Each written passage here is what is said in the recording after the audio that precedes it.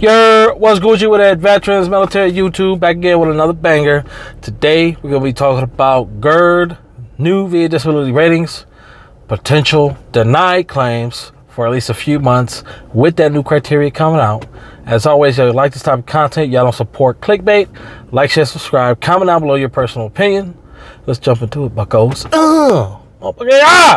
So first of all, I got a good detailed video side-by-side comparison of the current VA disability rating criteria and the proposed new criteria that's coming out next month, May 19th, in regards to GERD, gastroesophageal reflux disease. Talking about certified throat goblins. You know what I'm talking about? But with that being said, with every new criteria that comes out, new VA rating criteria for disabilities, what comes accompanies with that? Uneducated C&P examiners, uneducated VA raters. They're going to be trying to rush through these claims. They may not be looking at your medical evidence. They may not be looking at your personal statement. They may not be looking at your diagnosis. Obviously, you're going to need a diagnosis for that. At least get service connected. But hopefully, whenever you go into the C&P exam, the examiner, they're all they're going to make mistakes. They're going to make mistakes with the first few thousand claims.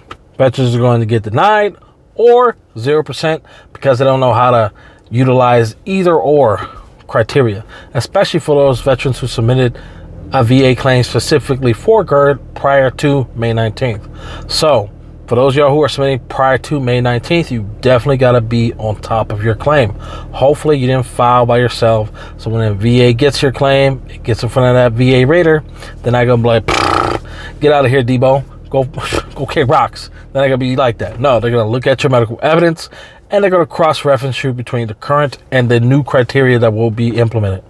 And they're supposed to give you the better VA disability rating of the two, the higher of the two. That makes sense in layman's terms. You know what I'm talking about? Time and time again, veterans get 0% or denied, mainly due to the medical evidence and maybe some stuff on the veteran side. But when the veteran has submitted everything, diagnosis, endoscopy, everything needed to get service connected for GERD specifically, they get lowballed, they get 0%, they get denied. So then they got to go into the appeals process, which takes years, especially if they don't get it at that higher level review. So you definitely got to be organized. Be organized whenever you submit a VA disability claim. And for those of y'all who are submitting post May 19th, 2024, you definitely want to make sure that your evidence meets the criteria for the new regulation. Like, we could talk about PTSD. Veterans are still submitting claims for PTSD without a diagnosis, without a stressor, thinking that, already service connected for anxiety and depression. Then they trying to add PTSD to that claim, make it even more complicated, but they don't even have a diagnosis for PTSD. They don't have a stressor identified clearly being from their onset of the military. I'm tired of seeing veterans try to add PTSD to their already service-connected mental health disability. If you already got 30 or 70%, you're not going to get anything higher by having multiple mental health diagnoses. It's not going to work out for you. If anything, you might get reduced because you're focusing on adding another disability instead of reading the CFR 38, reading the DBQ, and it clearly says an increase in symptomology as well as new ones, and an increase on impacts to your personal life, impacts to your occupational life. Not come back in here, submit a claim for an increase just because you got 4 more mental health diagnoses. No, that doesn't make sense. Stop wasting the VA's time. Stop causing yourself more stress. Stop bogging down the system with these half-ass claims. And that goes for any claim, any disability.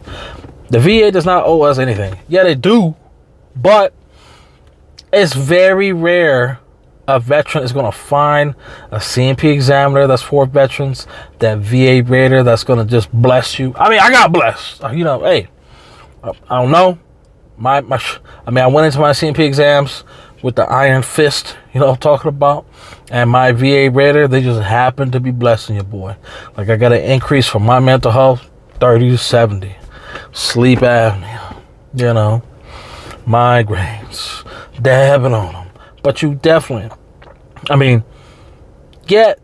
luck does play into it. You don't want to rely on luck. You want to rely on the medical evidence in which you're supplying to the VA. Diagnosis, personal statement, buddy statements, pertinent medical evidence.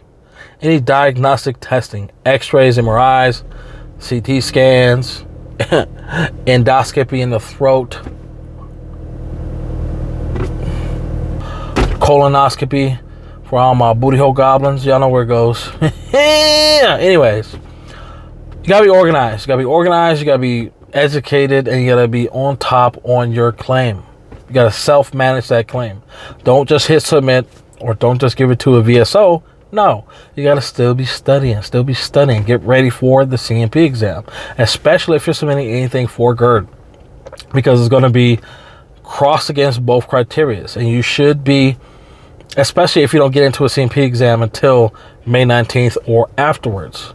You want to make sure that you understand the criteria for both and what VA rating your specific medical evidence falls in. Talk about it. Talk about your symptoms. Talk about the testing that you've done. Talk about all this. And make sure that the examiner is writing all this down in the DBQ, Disability Benefits Questionnaire. Because after that, once you leave, if it's a sufficient exam, it's like 45 minutes, 30 plus minutes. You should not be in an exam for less than 15 minutes. I always say that, but you'll still need to understand that and hear it, because you're still going into these exams waiting longer in the lobby than you are with that actual doctor or therapist, whatever the case may be. But move on from that. I know there's a lot of distractions out here right now. There's a lot of clickbait. There's a lot of new benefits always coming out. There's no, it's appealing to the eye, taking you away from what you should be truly focusing on is getting service connected for disabilities in which you sustained from your active duty time period now before anything else happens. It may be a new PACT Act, and then another 100,000 veterans are going to come out the woodworks, bogging down the VA claims process again. And it's a matter of time. It's come on. I'm trying to help y'all out. I'm trying to help y'all help yourself. Get compensation for life. Get an VA disability rating increase.